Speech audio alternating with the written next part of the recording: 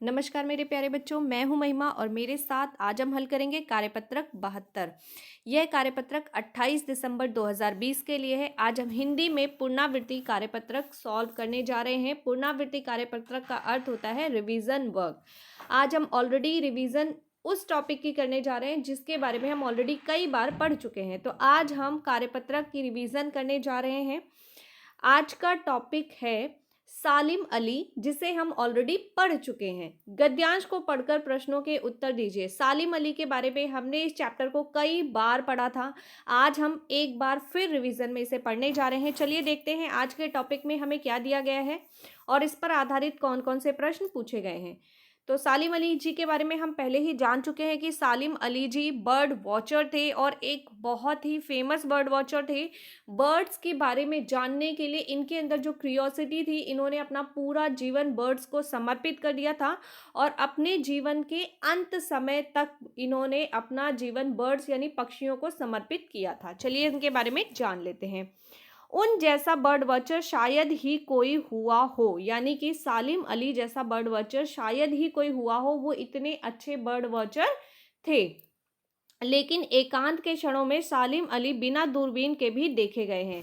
अर्थात उनके गले में हमेशा दूरबीन रहता था और वो जंगल के पास के एरिया में रहा करते थे। अक्सर करके जंगल में घूमा करते थे और अलग अलग पक्षियों के बारे में जाना करते थे। तो इसलिए यहाँ पर कहा गया है कि उन्हें कई बार बिना दूरबीन के भी देखा गया, यानी बिना दूरबीन के भी वो पक्षियों के बारे में जानने की कोशिश किया करते थे। अकेले में भी पक्षियों के बारे में सोचा करते थे।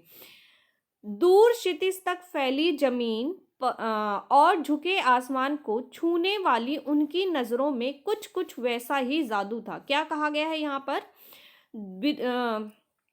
ध्यान से देखेंगे, यहाँ कहा गया है दूर क्षितिज तक फैली जमीन और झुके आसमान को छूने वाली उनकी नजर, यानी कि कुछ ऐसी जगह होती है जहां पर हम दूर तक देखते हैं, चारों तरफ खाली एरिया होता है, तो ऐसा लगता है कि कॉर्नर में जाके धरती से आसमान जो है वो मिल रहा है। इसीलिए कहा गया है दूर क्षितिज तक फैली जमीन और झुके आसमान को छूने वाली उनकी नजरों में कुछ कुछ वैसा ही जादू था जो प्रकृति को बांध लेता था। अर्थात सालिम अली जी की आंखों में कुछ इस प्रकार का जादू था कि जैसे प्रकृति का सौंदर्य इंसान को आकर्षित करता है, वैसे ही सालिम अली जी की आंखों में पक्षियों को जानने की इतनी ज़्यादा क्यूरियोसिटी थी कि वो हर जगह पक्षियों को, उनकी आवाज़ को ढूंढ लिया करते थे और उसमें खो जाया करते थे, मग्न हो जाया करते थे।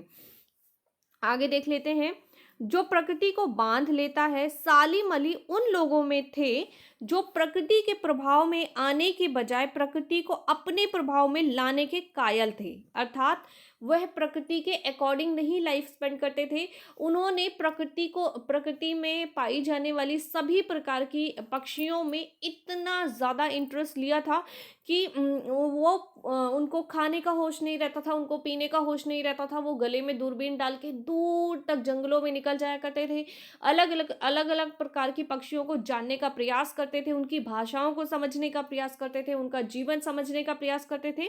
इसीलिए यहाँ पर कहा गया है कि वे प्रकृति के प्रभाव में आने के बजाय प्रकृति को अपने प्रभाव में लाने के कायल होते थे। उनके लिए प्रकृति में हर तरह एक हंसती खेलती रहस्य भरी दुनिया पसरी थी, यानी कि वो प्रकृति को एक रहस्यमयी दुनिया की तरह देखते थे। एक ऐसी रहस्यमयी दुनिया जिसमें प्रत्येक चीज़ों के बारे में बहुत सारे रहस्य हैं और वो पक्षियों के रहस्य को जानना चाहते थे। इसलिए पक्षियों के हर रहस्य को जानने के प्रयास में उन्होंने अपना पूरा जीवन पक्षियों को समर्पित कर दिया था। यह दुनिया उन्होंने बड़ी मेहनत से अपने लिए गढ़ी थी। यानी कि हर इंसान का जो जीवन होता है उसके लिए दुनिया का अलग रूप होता है। तो उन्होंने अपने लिए जो दुनिया गढ़ी थी पक्षियों के अनुसार, वो बहुत अलग थी, जिसको उन्होंने बहुत मेहनत से खुद के लिए तैयार किया था। क्योंकि जब वो छोटे थे, एक बार जब वो अपने मामा जी के घर गए और वहाँ से मामा जी के साथ उन्होंने फर्स्ट टाइम बर्ड सेंचुरी देखी और वहाँ से उनके अंदर क्यूरियोसिटी आई बर्ड्स के बारे में जानने के लिए, और वहाँ से उन्होंने अपना पूरा जीवन समर्पित कर दिया पक्षियों को, उनके बारे में जानने के लिए, कई तरह की पक्षियों के ऊपर रिसर्च करने के लिए, पक्षियों का लैंग्वेज समझने के लिए, उनकी लाइफ स्पेंड समझने के लिए इन्होंने अपना पूरा जीवन समर्पित कर दिया था। तो ये है हमारा आज का छोटा सा टॉपिक सालिम अली जी के बारे में। चलिए इस गद्यांश पर आधारित प्रश्नों को देख लेते हैं। आज हमसे 5 प्रश्न पूछे गए हैं। आज का पहला प्रश्न है, प्रकृति को क्या बांध लेता था? पहला प्रश्न है, प्रकृति को क्या बांध लेता था। दूसरा प्रश्न है, बर्ड वॉचर से आप क्या अभिप्राय है, यानी कि बर्ड वॉचर क्या होता है। प्रश्न नंबर 3 कहता है, उन्होंने प्रकृति की दुनिया को कैसे गढ़ा था। और प्रश्न नंबर 4 देख लेते हैं। प्रश्न नंबर 4 क्या कहता है? प्रश्न नंबर 4 कहता है, जो प्रकृति के प्रभाव में आने के बजाय प्रकृति को अपने प्रभाव में लाने के कायल होते हैं, इस पंक्ति का आशय स्पष्ट करिए, यानी कि आपको इसका अर्थ बताना है। आज का 5वां प्रश्न है, सालिम अली एकांत क्षणों में क्या करते थे। कोविड के संदर्भ में उचित व्यवहार संबंधी सीएबी संदेश, 2 गज अथवा 6 फीट की शारीरिक दूरी का पालन करें। अर्थात आप कहीं भी रहें परंतु 2 गज अथवा 6 फीट की शारीरिक दूरी का पालन करें। अपने और अपने परिवार को सुरक्षित रखें ताकि आपका समाज और आपका शहर सुरक्षित रहे। चलिए शुरू करते हैं इन सभी प्रश्नों के उत्तर। तो आज का पहला प्रश्न है, प्रकृति को क्या बांध लेता था? इसका उत्तर है, दूर क्षितिज तक फैली जमीन जहां आसमान धरती से मिल रहा हो, वह ऐसा दृश्य दिखाई पड़ता था मानो प्रकृति को बांध लेता हो। प्रश्न नंबर 2 की बात करते हैं, बर्ड वॉचर से आप क्या अभिप्राय है? बर्ड वॉचर उसे कहते हैं जो प्रकृति में पाए जाने वाली पक्षियों का अध्ययन करते हैं तथा पक्षियों के बारे में विभिन्न प्रकार की जानकारी प्राप्त करते हैं।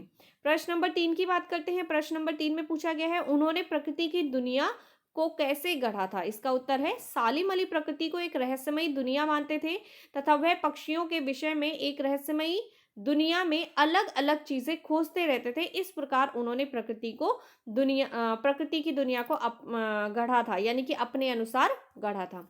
बात करते हैं आज के चौथे प्रश्न की। आज का चौथा प्रश्न है, जो प्रकृति के प्रभाव में आने के बजाय प्रकृति को अपने प्रभाव में लाने के कायल होते हैं, इस पंक्ति का आशय स्पष्ट करें। तो इसका उत्तर है, इस पंक्ति का अर्थ है कि सालिम अली जी की प्रकृति को अपने अनुरूप बनाया करते थे। वे प्रकृति के इस रहस्यमयी दुनिया में पक्षियों के बारे में खोज करने के लिए इस प्रकार खो जाते थे कि दुनिया की सभी चीजों को भूल जाया करते थे।